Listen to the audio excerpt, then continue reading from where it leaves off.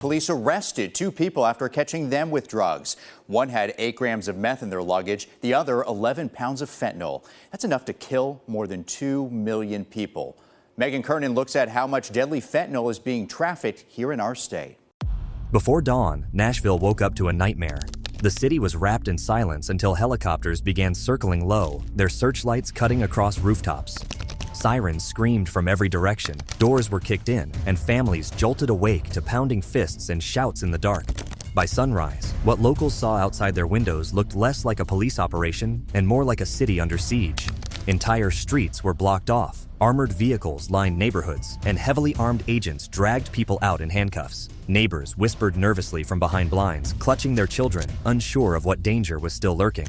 Officials gave little away in the first few hours, but what was immediately clear was this was not some routine drug bust. It was the climax of something much larger, an operation that had been in the works for months. Nashville and the country was about to learn the shocking truth behind a $500 million empire that cartels had fought to keep hidden at all costs. The raid was not a last-minute move or the result of luck. For 9 months, federal agents had worked in silence, piecing together a puzzle that stretched far beyond Tennessee. Their mission wasn't just to arrest a few drug dealers. It was to dismantle an entire network, one linked to MS-13, one of the most violent and feared gangs in the world. Every day of those 9 months was a test of patience and secrecy. One wrong move could expose the whole investigation, and the cartel-linked group could vanish before anyone laid a hand on them. Agents worked in shadows, relying on surveillance, wiretaps, and undercover drug buys to slowly build their case. They drove unmarked cars, set up hidden cameras, and even sent agents in posing as buyers to earn the trust of low-level members. Each move was risky, but each success gave them more insight into how the organization worked. Controlled buys revealed the structure of the network. Financial experts tracked suspicious deposits and wire transfers, uncovering the flow of money that kept the empire running. As the evidence piled up, it became clear this was no ordinary street gang. The group in Nashville operated with military-like precision. Everyone had a role.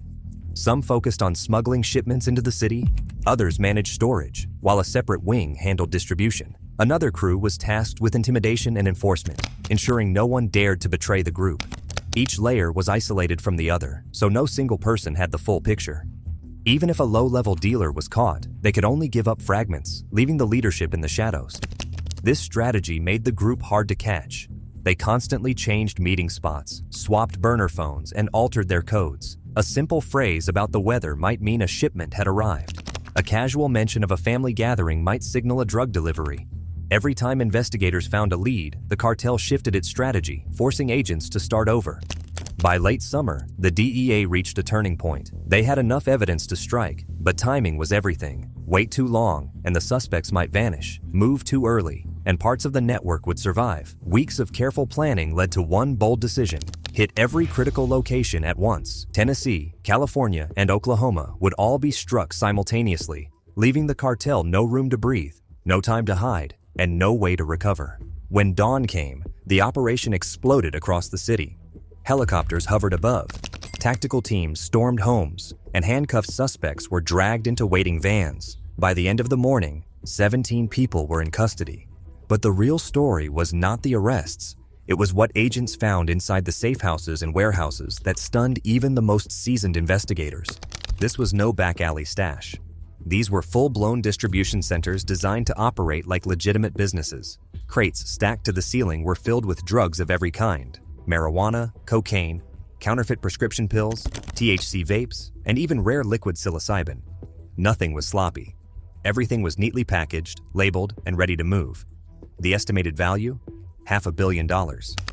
It was the kind of seizure usually seen in cartel strongholds in Mexico or Central America, not in the middle of Tennessee. Alongside the drugs came weapons, military-style assault rifles, handguns with scratched-off serial numbers, and cases of ammunition lined the floors. These weren't for defense. They were tools of power, meant to enforce loyalty, intimidate rivals, and silence anyone who posed a threat. The sheer firepower revealed just how far this group was willing to go to protect its empire. And then came the money. Bundles of cash wrapped in plastic were sorted by amount and tagged for tracking. Investigators realized they weren't just looking at piles of drug money, they were seeing evidence of a financial machine. The tags suggested a laundering system that moved cash through fake businesses and accounts, making dirty money appear clean. Some of these businesses had storefronts, employees, and even tax records. To anyone walking by, they looked legitimate, but in reality, they were just covers for cartel profits. As agents walked through the evidence, a chilling thought took hold. If this much was uncovered in one raid, how much more remained hidden across the country? Was Nashville just one piece of a vast empire still lurking in the shadows? For many investigators, this was not the end of a battle, but only the beginning. The truth was brutal. Nashville had not been just another stop on a drug route. It had become a central hub, a command point where drugs flowed in from the Southwest, were divided, and then sent out to the East Coast and Midwest. Orders were given here, shipments were directed here, and money was laundered here. Nashville had been turned into the beating heart of a cartel operation, and most residents never even knew. The bust exposed not only the drugs and money, but also the dark grip of MS-13. This was not just about profit, it was about power. For decades, Mississippi 13 had operated like a shadow government in many communities, thriving on fear, intimidation, and violence. Born in Los Angeles during the 1980s, the gang was built by immigrants fleeing wars in Central America. Many of its early members were hardened by combat before they even arrived in the U.S. Deportations only spread the problem further, with new factions forming abroad while older ones grew in American cities. Over time, Mississippi 13 became a transnational powerhouse. Its methods were merciless. Extortion, kidnapping, trafficking, and murder became routine. Their motto, kill, control, and dominate, was not just a saying. It was the law of their world. Anyone who crossed them faced deadly consequences. Communities lived in silence, terrified to speak out. Even in Nashville, locals knew better than to question strange activities in certain neighborhoods. Speaking out wasn't just dangerous, it was a death sentence. By the time federal agents struck, Mississippi 13's influence in Nashville had reached far beyond street-level crime.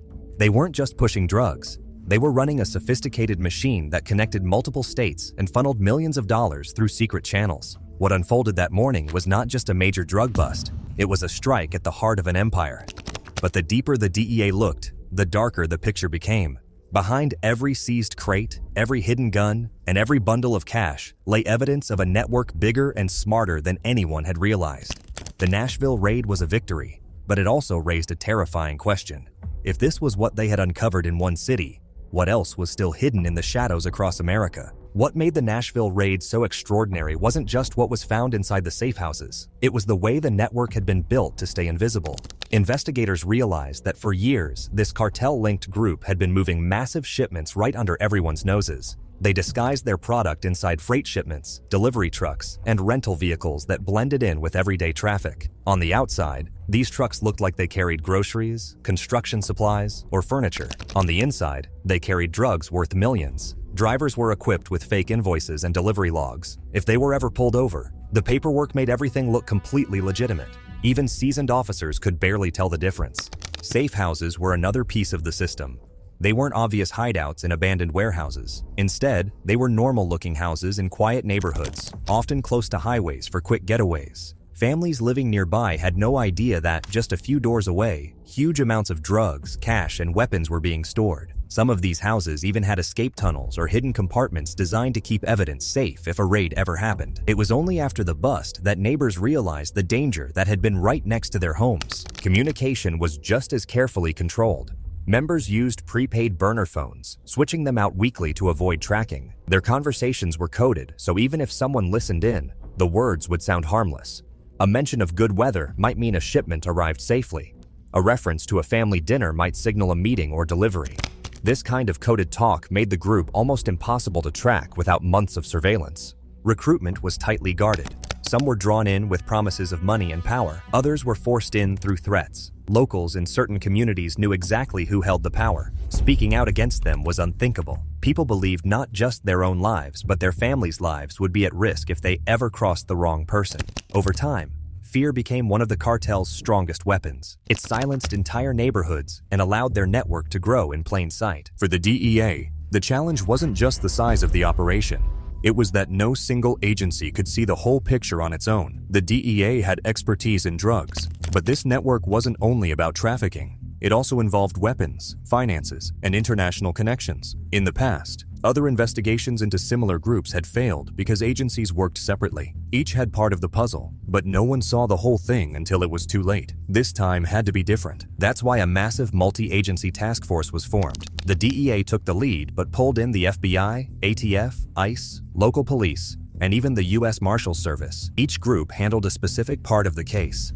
The FBI focused on cyber intelligence, digging into encrypted communications and mapping hidden networks. The ATF traced firearms, uncovering where they came from and who supplied them. ICE tracked cartel members moving between the U.S. and Central America. The Marshals focused on fugitive captures, ensuring no one could slip through the cracks. And Nashville's own police gave critical insight into neighborhoods and communities that outsiders wouldn't have been able to navigate. Planning sessions went late into the night. Maps of neighborhoods covered the walls, while live intelligence updates flashed on screens. Every detail had to be exact. One leak, one loose word, and the entire operation could fall apart.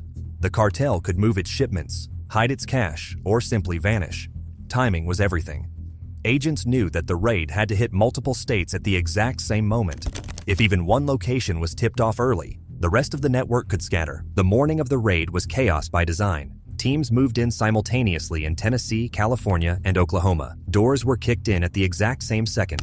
Helicopters circled overhead. Suspects were caught off guard before they could send warning calls or destroy evidence. The speed and coordination left the network frozen. By the time suspects realized what was happening, they were already in handcuffs. But the real work began after the arrests. Trucks loaded with evidence from all 3 states were hauled into secure facilities. Specialists sifted through piles of cash, stacks of documents, phones, laptops, and hard drives. At first glance, it looked like the aftermath of a major drug bust. But as the pieces came together, investigators realized this was something much bigger. The digital evidence was key. Dozens of devices were cracked open, and what seemed like random numbers and codes began to form patterns. Messages from Nashville matched financial ledgers seized in California. Shipments mentioned in Oklahoma lined up with coded conversations intercepted in Tennessee. Slowly, a disturbing picture formed. Nashville was not just a storage stop, it was the command center. It wasn't simply holding drugs until they moved elsewhere. It was directing the flow of product across the eastern United States. Orders for shipments, payments, and even instructions for violence were being sent from Nashville. What looked like a local gang was actually a headquarters for a multi-state cartel network. The financial evidence was even more shocking. Alongside bundles of marked cash were records of businesses that appeared completely legitimate. Some had physical storefronts, employees, and tax records. To the public, these places looked normal, but they were actually laundering millions in cartel money every month. Illegal cash was being blended with real revenue in a way that was nearly impossible to trace. For investigators, the realization was chilling. This wasn't just about seizing drugs or locking up gang members. They had uncovered a shadow empire. Nashville had been turned into a hub for cartel operations across the country. And if a network this massive could grow in Tennessee, how many other cities were already hiding similar setups? Even with the success of the raid, no one in law enforcement believed this was the end. Cartels adapt. They shift operations, replace leaders, and rebuild. For every hub dismantled, another may already exist, quietly fueling the same cycle of drugs, violence, and money. What happened in Nashville was a major victory, but it was also a warning. In the days that followed, the city felt both relief and fear. Relief because one of the most dangerous networks had been hit hard. Fear because no one knew what might come next. Some residents worried that rival gangs would try to take over the territory. Others feared retaliation from cartel members who had escaped arrest. Law enforcement kept a strong presence in the city, increasing patrols and holding community meetings to reassure families. For the first time in years, some victims and witnesses felt safe enough to speak up. Business owners admitted they had been forced to pay protection fees for years. Families quietly shared stories of intimidation that had kept them silent. Information poured in that had never been available before because people had been too scared to talk. Still, the victory came with a dark truth. The Nashville bust proved just how strong and organized the cartel's reach had become. And it raised the question that no one could ignore. If this empire could grow in silence here, where else was it already thriving? In the weeks after the raid, the scale of what had just happened began to sink in. Local news outlets reported the story as the largest drug seizure in Tennessee's history, but for insiders and law enforcement, they knew it was much more than that. This was a battle in a much bigger war, one that stretched from the quiet neighborhoods of Nashville to violent streets in Central America to the financial hubs of New York and Los Angeles. What had been exposed wasn't just a local problem. It was evidence that the U.S. had been under siege from the inside for years. The DEA called it a decapitation strike. Dozens of high-ranking figures were in custody, including lieutenants who oversaw distribution lines, money handlers, and enforcers. Normally, in cartel investigations, only low-level operators get caught, while the true leaders remain hidden overseas. But this time was different. The raid had been so precise, so wide-reaching, that it snared individuals who had direct contact with cartel leadership outside the U.S. For investigators, this was a rare and valuable opportunity. People in custody who actually knew how the system worked from the inside. Interrogations began immediately. At first, most suspects stayed silent, clinging to the cartel code of loyalty and fear. But after days of questioning, cracks began to appear. One lieutenant revealed details about secret drop-off points in rural areas across Tennessee and Kentucky. Another exposed connections to financial brokers in Miami who specialized in washing cartel money through international accounts. Each confession peeled back another layer of the empire. And with every detail revealed, the network looked even more deeply entrenched than anyone had realized. Federal prosecutors quickly moved to file sweeping charges. Racketeering, conspiracy, trafficking, weapons possession, and money laundering were just the beginning. By the time indictments were unsealed, the list of crimes filled hundreds of pages. Each name listed wasn't just an individual. It represented an entire branch of the network being dismantled. The goal wasn't just punishment. It was to cripple the cartel's ability to rebuild. But even with arrests and indictments, there was a sense of unease. Cartels don't go quietly. They send messages. In the weeks after the raid, several incidents raised alarms. Cars belonging to witnesses were vandalized. A small fire broke out near a Nashville warehouse linked to the investigation. Authorities never proved it was connected, but few doubted it was a warning. Law enforcement increased security for key figures in the case, including agents and prosecutors. Some were given federal protection. Families of informants were quietly relocated. The battle had left the shadows, and everyone involved knew the risks. Meanwhile, in Mexico and Central America, cartel leadership was furious. Communication intercepts showed bosses demanding answers. How had their U.S. hub been exposed so thoroughly? Who had betrayed them? Retaliation was expected. The DEA braced for violence, and U.S. border agents were put on high alert. Cartel violence often erupts when power is threatened, and no one wanted the next wave to spill across the border. Back in Nashville, the community began to process what had been uncovered. Some residents were shocked that such a massive operation could exist right under their noses. Others admitted they had long suspected something was off, but had been too afraid to speak. For many, it was a moment of both relief and shame. Relief that the danger had been exposed, shame that it had been able to grow unchecked for so long. Churches and community groups organized meetings to discuss how to rebuild trust and safety. Parents wondered how many of the drugs taken off the streets had been destined for their own neighborhoods, their own schools. The bust also forced a national conversation. How could an operation valued at $500 million grow inside the United States without detection? The answer, investigators admitted, was both simple and disturbing. Cartels had adapted faster than the systems meant to stop them. By embedding themselves in legitimate businesses, by using ordinary homes as storage sites, and by moving money through clean-looking financial networks, they blurred the line between legal and illegal until no one could tell the difference without months of investigation. Washington took notice. Congressional hearings were held, and the Tennessee bust was cited as proof that cartels were no longer just foreign threats. They were already here, thriving inside American cities. Lawmakers demanded more funding for task forces, more technology for surveillance, and harsher penalties for anyone caught helping cartels launder money. But critics argued that money alone wasn't the solution. They pointed out that as long as the demand for drugs remained sky-high in the U.S., cartels would always find a way to supply it. The Nashville bust was a win, but it didn't solve the root problem. For the DEA, the victory came with another challenge: keeping momentum. Every successful bust risks becoming a temporary win if another network steps in to fill the gap. Agents knew that even as they celebrated the seizure of drugs, cash, and weapons, cartel bosses were already plotting their next move. Some leaders were likely recruiting replacements, moving operations into new cities, or rerouting shipments along different highways. A bust this big made headlines, but in the world of cartel operations, recovery was often a matter of weeks, not years. Still, there was one undeniable truth. The Tennessee operation had shaken the cartels in a way few other busts ever had. For once, they had been caught completely off guard. Their U.S. hub had been exposed, their finances disrupted, and their fear-based control in local communities broken. Informants were speaking up, prosecutors had hard evidence, and families that once stayed silent now felt emboldened to share what they knew. The raid didn't end the war, but it shifted the balance. It showed that with coordination, patience, and sheer determination, law enforcement could strike at the heart of cartel power inside the United States, and it left a warning echoing through the streets of Nashville and beyond. The empire that seemed untouchable wasn't invincible after all.